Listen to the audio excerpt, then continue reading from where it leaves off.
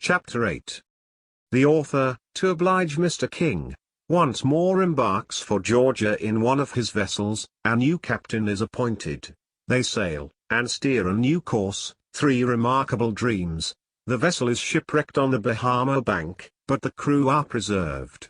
Principally by means of the author, he sets out from the island with the captain, in a small boat, in quest of a ship.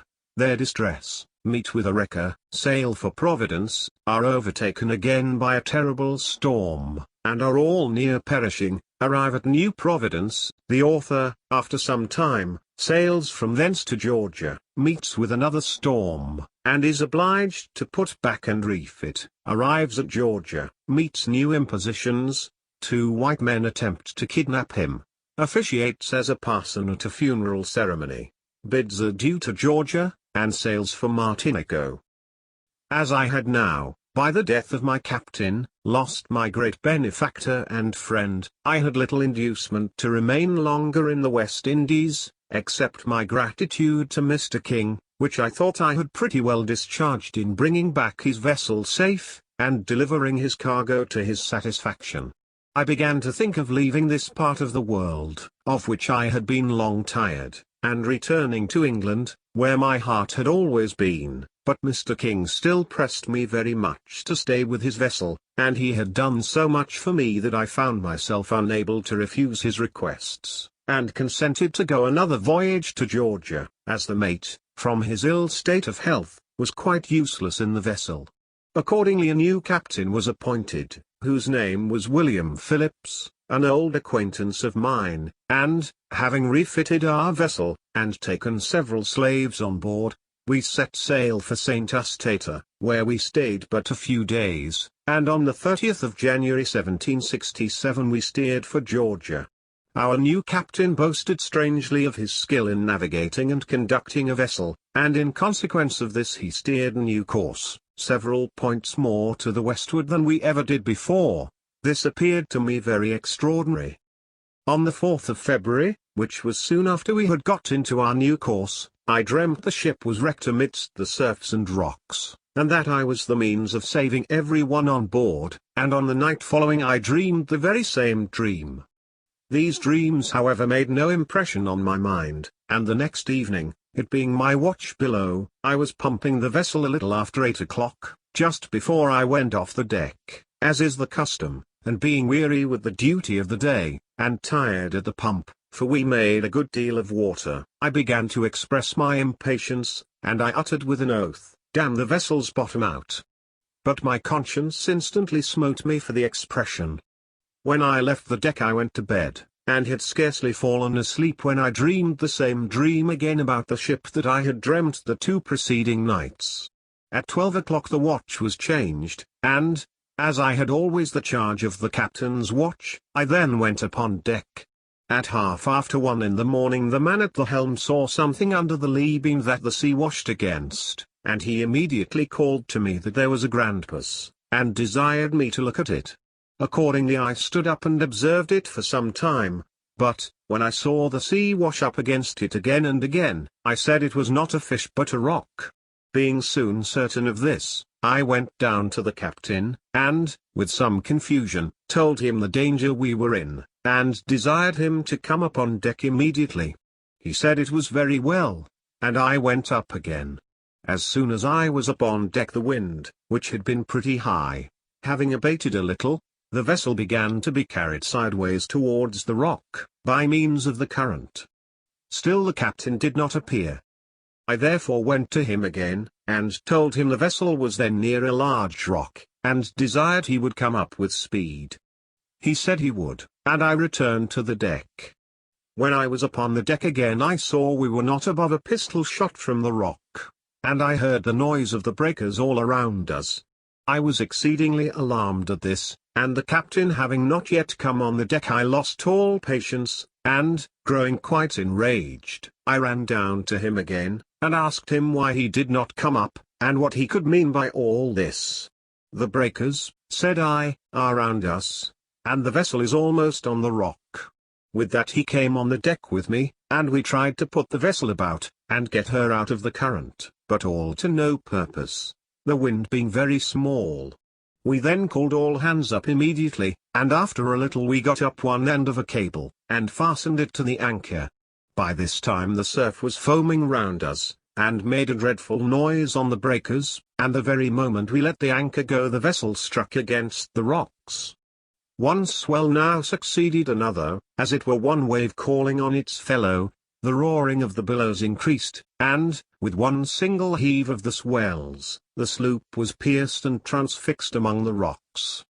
In a moment a scene of horror presented itself to my mind, such as I never had conceived or experienced before. All my sins stared me in the face, and especially, I thought that God had hurled his direful vengeance on my guilty head for cursing the vessel on which my life depended.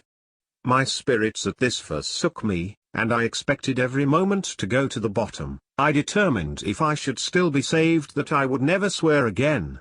And in the midst of my distress, while the dreadful surfs were dashing with unremitting fury among the rocks, I remembered the Lord, though fearful that I was undeserving of forgiveness.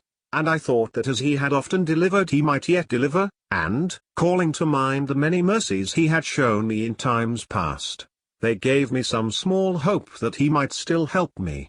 I then began to think how we might be saved, and I believe no mind was ever like mine, so replete with inventions and confused with schemes, though how to escape death I knew not. The captain immediately ordered the hatches to be nailed down on the slaves in the hold, where there were above 20, all of whom must unavoidably have perished if he had been obeyed. When he desired the man to nail down the hatches I thought that my sin was the cause of this, and that God would charge me with these people's blood. This thought rushed upon my mind that instant with such violence, that it quite overpowered me, and I fainted.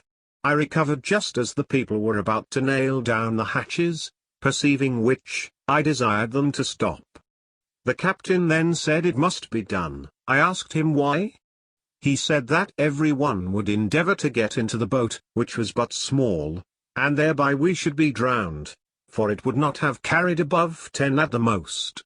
I could no longer restrain my emotion, and I told him he deserved drowning for not knowing how to navigate the vessel, and I believe the people would have tossed him overboard if I had given them the least hint of it. However, the hatches were not nailed down, and, as none of us could leave the vessel then on account of the darkness, and as we knew not where to go, and were convinced besides that the boat could not survive the surfs, we all said we would remain on the dry part of the vessel, and trust to God till daylight appeared, when we should know better what to do. I then advised to get the boat prepared against morning, and some of us began to set about it, but some abandoned all care of the ship and themselves, and fell to drinking. Our boat had a piece out of her bottom near 2 feet long, and we had no materials to mend her. However, necessity being the mother of invention, I took some pump leather and nailed it to the broken part, and plastered it over with tallow grease. And, thus prepared, with the utmost anxiety of mind we watched for daylight, and thought every minute and hour till it appeared. At last it saluted our longing eyes, and kind Providence accompanied its approach with what was no small comfort to us, for the dreadful swell began to subside, and the next thing that we discovered to raise our drooping spirits, was a small key or island, about 5 or 6 miles off. But a barrier soon presented itself, for there was not water enough for our boat to go over the reefs, and this threw us again into a sad consternation, but there was no alternative. We were therefore obliged to put but few in the boat at once, and, what is still worse, all of us were frequently under the necessity of getting out to drag and lift it over the reefs. This cost us much labor and fatigue, and, what was yet more distressing, we could not avoid having our legs cut and torn very much with the rocks. There were only 4 people that would work with me at the oars, and they consisted of 3 black men and a Dutch Creole sailor, and, though we went with the boat 5 times that day, we had no others to assist us. But, had we not worked in this manner, I really believe the people could not have been saved, for not one of the white men did anything to preserve their lives, and indeed they soon got so drunk that they were not able, but lay about the deck like swine, so that we were at last obliged to lift them into the boat and carry them on shore by force.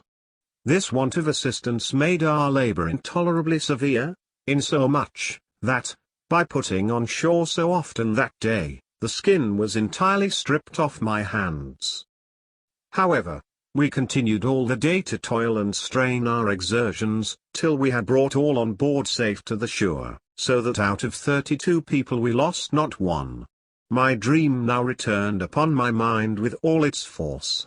It was fulfilled in every part, for our danger was the same I had dreamt of, and I could not help looking on myself as the principal instrument in effecting our deliverance, for, owing to some of our people getting drunk, the rest of us were obliged to double our exertions, and it was fortunate we did, for in a very little time longer the patch of leather on the boat would have been worn out, and she would have been no longer fit for service.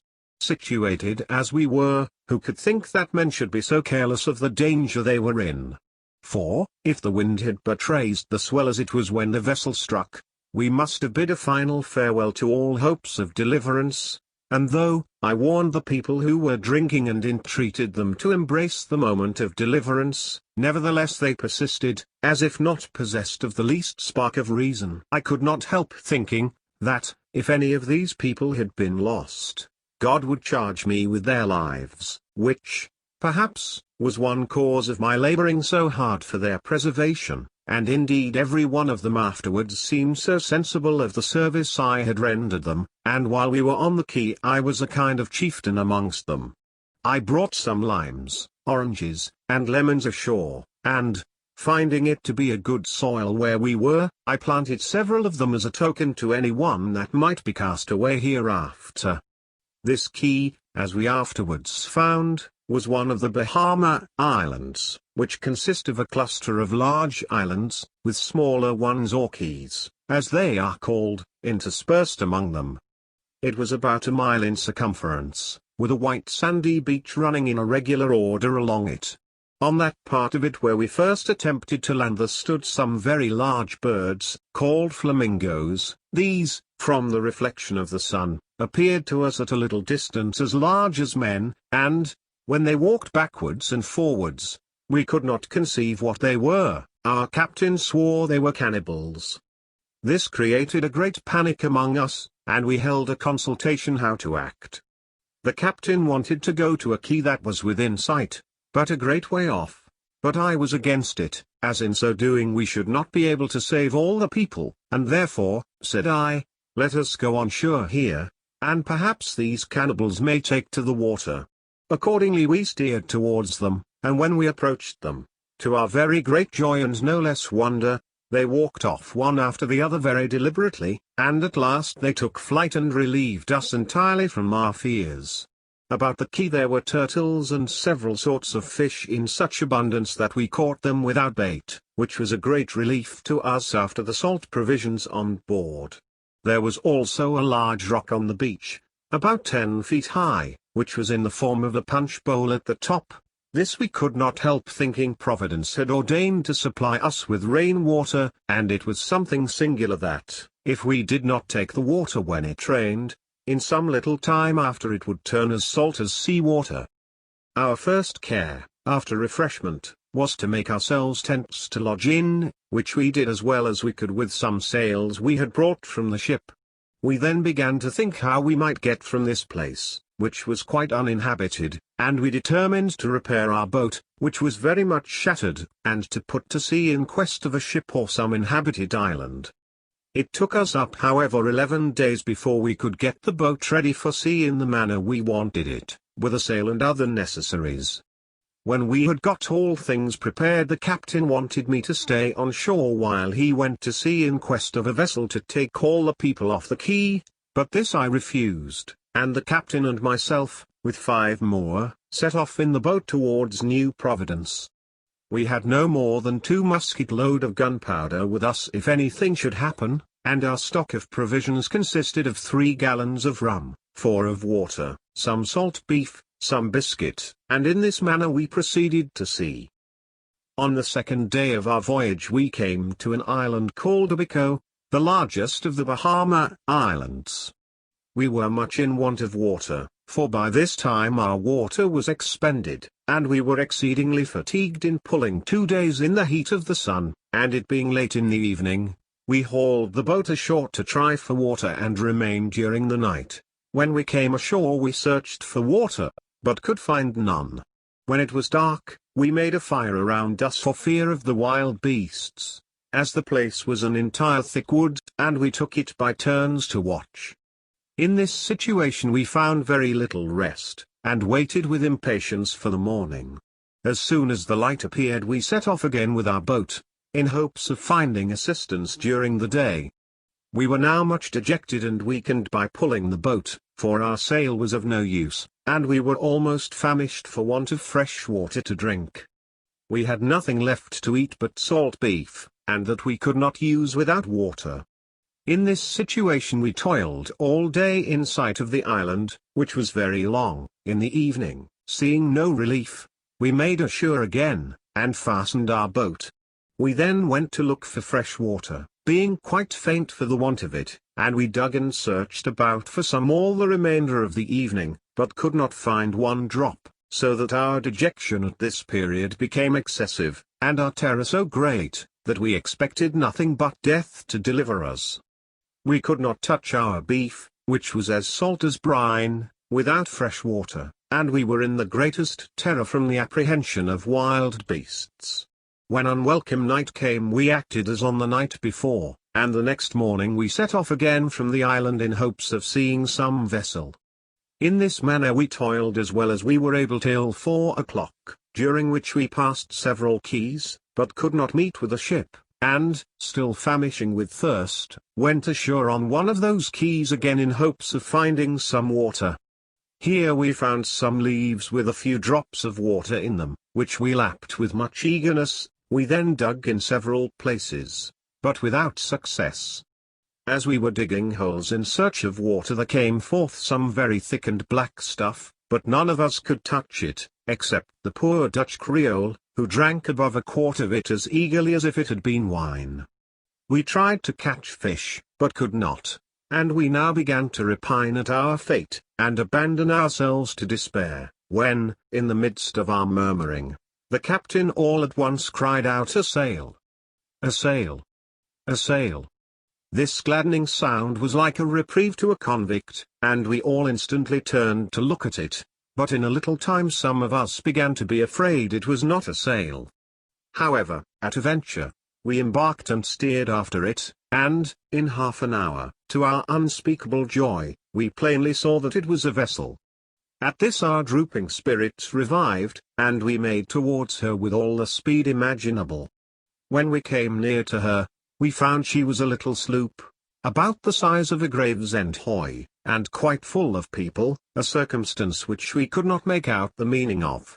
Our captain, who was a Welshman, swore that they were pirates, and would kill us. I said, be that as it might, we must board her if we were to die for it, and, if they should not receive us kindly, we must oppose them as well as we could, for there was no alternative between their perishing and ours. This counsel was immediately taken, and I really believe that the captain, myself, and the Dutchman, would then have faced 20 men. We had 2 cutlasses and a musket that I brought in the boat, and, in this situation, we rowed alongside, and immediately boarded her. I believe there were about 40 hands on board, but how great was our surprise, as soon as we got on board, to find that the major part of them were in the same predicament as ourselves. They belonged to a whaling schooner that was wrecked 2 days before us about 9 miles to the north of our vessel. When she was wrecked some of them had taken to their boats and had left some of their people and property on a quay, in the same manner as we had done, and were going, like us, to New Providence in quest of a ship, when they met with this little sloop, called a wrecker, their employment in those seas being to look after wrecks. They were then going to take the remainder of the people belonging to the schooner, for which the wrecker was to have all things belonging to the vessel, and likewise their people's help to get what they could out of her, and were then to carry the crew to New Providence. We told the people of the wreck of the condition of our vessel, and we made the same agreement with them as the schooner's people, and, on their complying, we begged of them to go to our quay directly, because our people were in want of water. They agreed, therefore, to go along with us first, and in 2 days we arrived at the quay, to the inexpressible joy of the people that we had left behind, as they had been reduced to great extremities for want of water in our absence.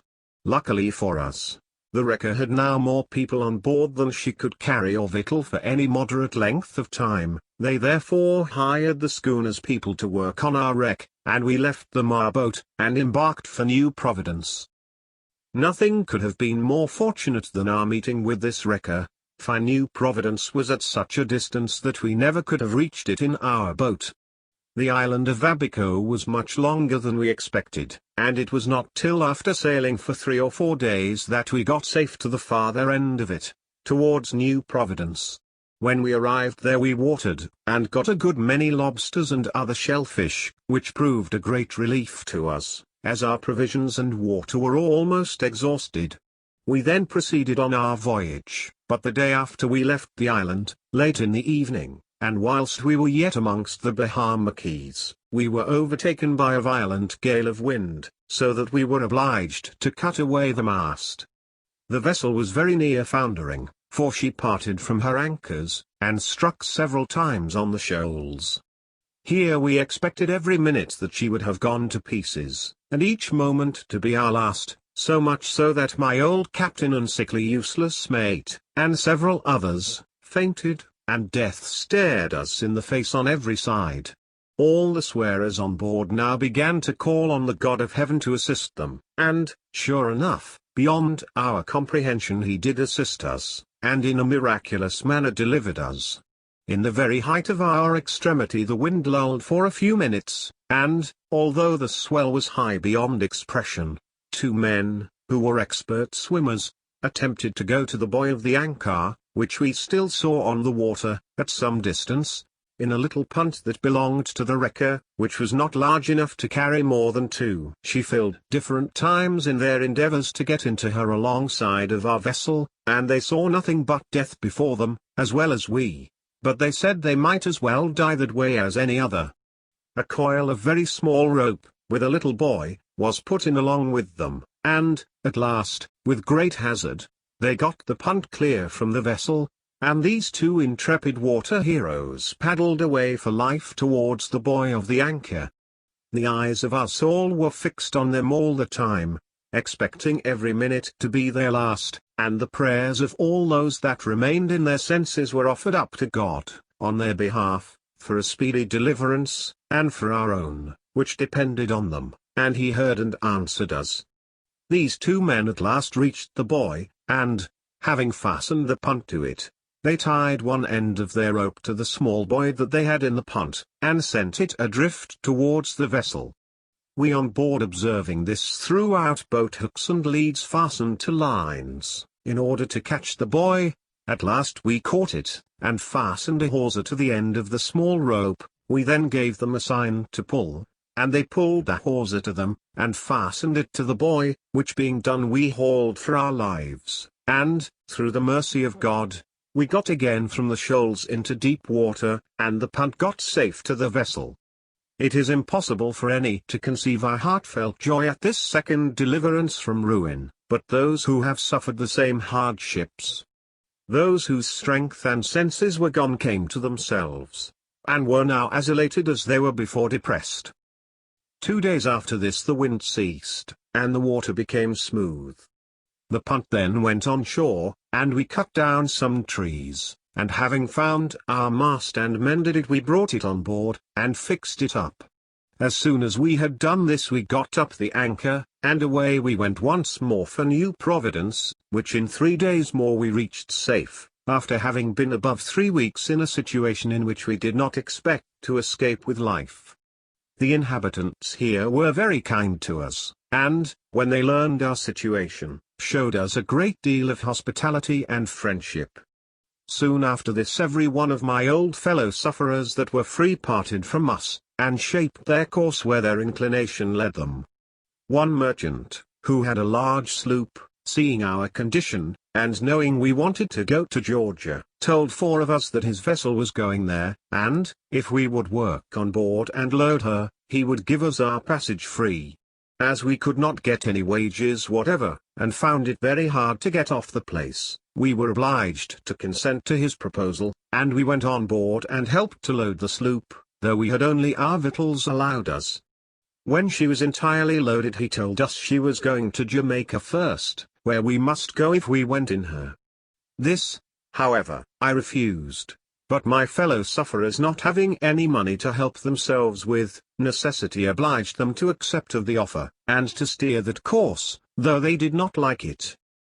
We stayed in New Providence about 17 or 18 days, during which time I met with many friends, who gave me encouragement to stay though with them, but I declined it, though, had not my heart been fixed on England, I should have stayed, as I liked the place extremely, and there were some free black people here who were very happy, and we passed our time pleasantly together, with the melodious sound of the catguts, under the lime and lemon trees.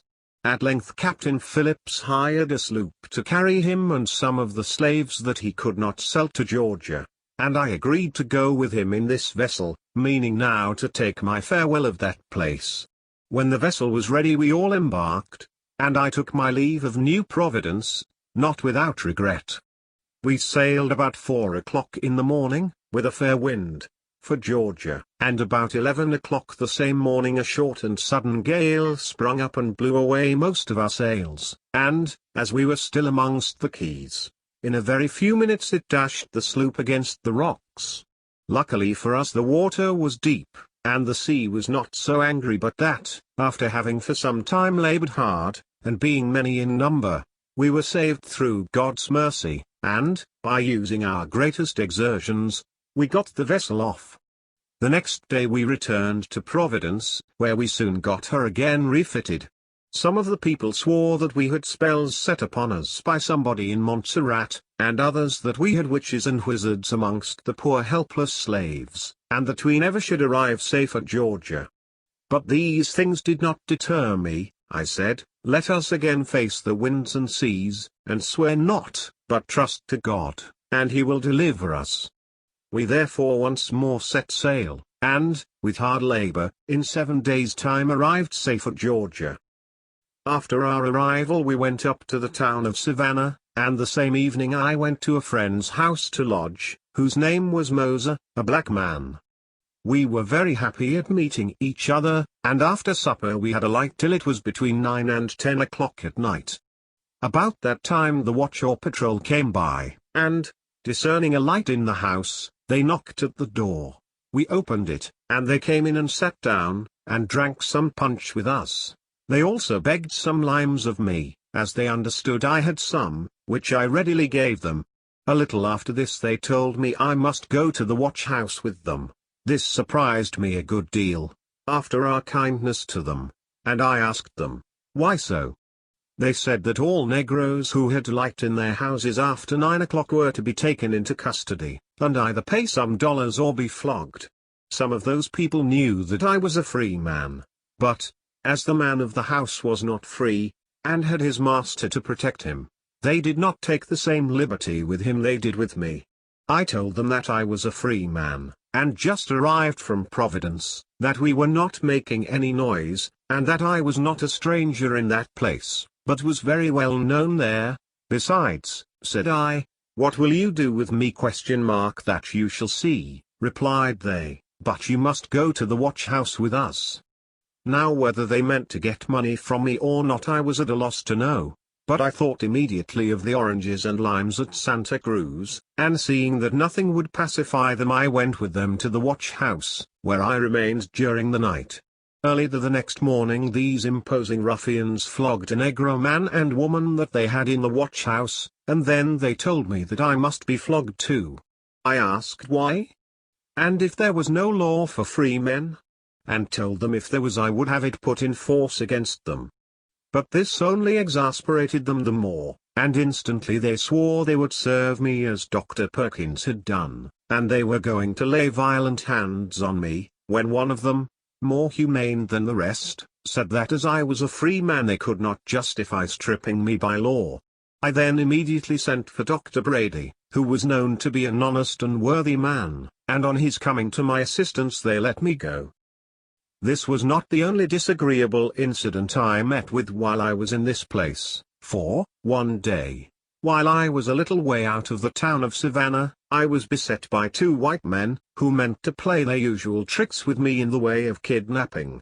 As soon as these men accosted me, one of them said to the other, "This is the very fellow we are looking for that you lost," and the other swore immediately that I was the identical person. On this they made up to me, and were about to handle me, but I told them to be still and keep off, for I had seen those kind of tricks played upon other free blacks, and they must not think to serve me so. At this they paused a little, and one said to the other, "It will not do," and the other answered that I talked too good English. I replied, I believed I did, and I had also with me a revengeful stick equal to the occasion, and my mind was likewise good. Happily however it was not used, and, after we had talked together a little in this manner, the rogues left me. I stayed in Savannah some time, anxiously trying to get to Montserrat once more to see Mr. King, my old master, and then to take a final farewell of the American quarter of the globe. At last I met with a sloop called the Speedwell, Captain John Bunton, which belonged to Grenada, and was bound to Martinico, a French island, with a cargo of rice, and I shipped myself on board of her. Before I left Georgia a black woman, who had a child lying dead, being very tenacious of the church burial service, and not able to get any white person to perform it, applied to me for that purpose. I told her I was no parson, and besides, that the service over the dead did not affect the soul. This however did not satisfy her. She still urged me very hard. I therefore complied with her earnest entreaties, and at last consented to act the parson for the first time in my life.